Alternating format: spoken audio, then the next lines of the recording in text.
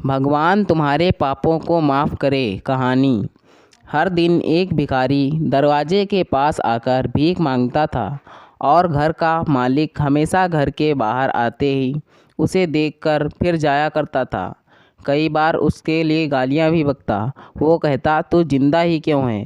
पूरी ज़िंदगी ऐसे ही भीख मांगने है क्या? धरती पर बोझ क्यों बना बैठा है? और कभी कभी उस भिखारी को गुस्से में वह धक्का भी दिया करता था। इतना कुछ हो जाने के बावजूद भिखारी के मुंह से बस इतना ही निकलता कि भगवान तुम्हारे पापों को माफ़ करे। एक बार सेठ को धंधे में बड़ा नुकसान होने की खबर मिली। सेठ बहुत परेशान था कि तभी उसके दरवाजे पर वही भिखारी आया। गुस्से में अपना आपा खोते हुए सेठ ने उस भिखारी को पत्थर दे मारा। पत्थर लगने के कारण भिखारी का सर फूट गया और उसके सर से खून बहने लगा। फिर भी दर्द से कराहते हुए भिखारी ने इतना ही कहा, भगवान तुम्हारे पापों को माफ़ करे। भिखारी वहाँ से चला गया। सेठ सोच में पड़ गए। भिखारी को पत्थर मारा, फिर भी उसने सिर्फ प्रार्थना की। सेठ का गुस्सा शांत हुआ। सेठ का मन शांत हुआ। भिखारी का रहस्य जानने के लिए सेठ ने भिखारी का पीछा करना शुरू कर दिया। भिखारी जहाँ जहाँ जाता सेठ उसके पीछे पीछे जाता। सेठ ने देखा कि कोई उसको खाना देता, कोई उसको मारता, कोई अपमानित करता तो कोई गाली देता। लोग भिखारी के साथ चाहे जैसा व्यवहार करते, लेकिन भिखारी सबके लिए एक ही प्रार्थना करता, भगवान तुम्हारे पापों को माफ़ करे। अब रात होने को आई। भिखारी अपने घर जाने के लिए लौटा। वो अपने घर पहुंच गया, लेकिन सेठ अब भी उसका पीछा कर ही रहा था। एक पुरानी टूटी हुई खटिया पर एक बूढ़ी औरत लेटी हुई थी। काफ़ी कमज़ोर और बीमार लग रही थी। वह भिखारी की पत्नी थी। अपने पति को वापस आता देख वह खाट से उठ खड़ी हुई।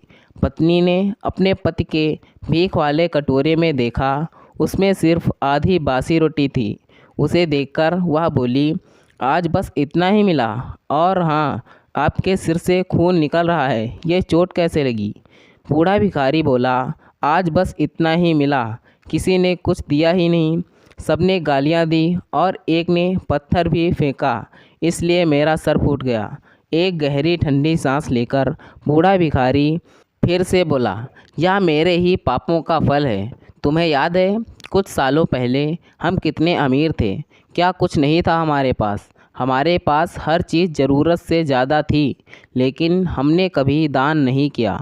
और उससे भी बुरा हमने उस अंधे भिखारी के साथ किया जो हमारे द्वार पर भीख मांगने आया करता था।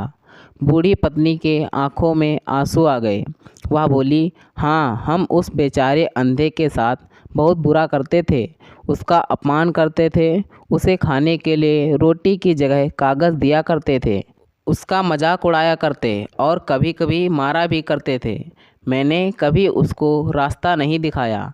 एक बार मैंने उसके मुंह पर मिट्टी भी फेंकी थी और वह हमेशा दुखी होकर यही कहता कि भगवान तुम्हें तुम्हारे पापों की सज़ा देगा, भगवान तुम्हें तुम्हारों पापों की सज़ा देगा। उसका श्राप सच हुआ और हम इस दुख भरी ज़िंदगी में आ गए। भिखारी बोला, हाँ, उसका श्राप सच हुआ, इसलिए मैं किसी को बद्दुआ नहीं देता, चाहे मेरे साथ कोई कैसा भी बर्ताव करे। मैं हमेशा उसके लिए प्रार्थना करता हूँ। मैं नहीं चाहता कि कोई भी हमारे जैसी ज़िंदगी का अनुभव करे, किसी को भी हमारे जैसे दुखों का सामना करना पड़े। वो नहीं जानते कि हम कितना बड़ा पाप कर रहे हैं, इसलिए अनजाने में हुए पाप की सज़ा, ऐसी सज़ा किसी को भी नहीं मिले। मैं नहीं चाहता। सेठ वहीं छुपकर यह सारी बातें सुन रहा था। अब उसे सब कुछ समझ में आ गया था। भिखारी और उसकी पत्नी ने वह आधी रोटी मिल बांट कर खाए और भगवान को धन्यवाद बोलकर सो गए। अगले दिन बूढ़ा भिखारी फिर से भीख मांगने गया। सेठ के घर के पास जाते हैं, सेठ ने पहले से गर्म रोटी या उसके सामने निकाल कर रख दी थी। उसे देखते हुए सेठ विनम्रता से बोला, माफ़ कर दीजिएगा बाबा, मुझे बहुत बड़ी गलती हो गई। बूढ़ा भिखारी बोला, भगवान तेरा भला करे।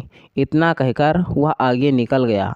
इस कहानी से जो सीख लेने लायक है वह बड़ी ही सिंपल है कि आदमी चाहे किसी के बारे में बुरा कहे या भला करे, लेकिन भगवान सिर्फ कर्मों के हिसाब से उसको फल देता है। क्या हुआ अगर भगवान नहीं दिखता है, लेकिन यह बात बिल्कुल सच है, उसके खाते में सबका हिसाब बहुत बहुत पक्का होता है। इसलिए जब किसी के लिए कुछ भी करो तो अच्छा ही करो। तो दोस्तों, यह थी हमारी आज की कहानी। अगर यह कहानी आपको पसंद आई है तो कृपया इसे लाइक करें और कहानी पर अपनी राय देने के लिए इसमें कमेंट करें। दोस्तों, ऐसे ही और कहानियाँ सुनने के लिए हमारे चैनल को सब्सक्राइब करें। धन्यवाद दोस्तों, thanks for watching this video.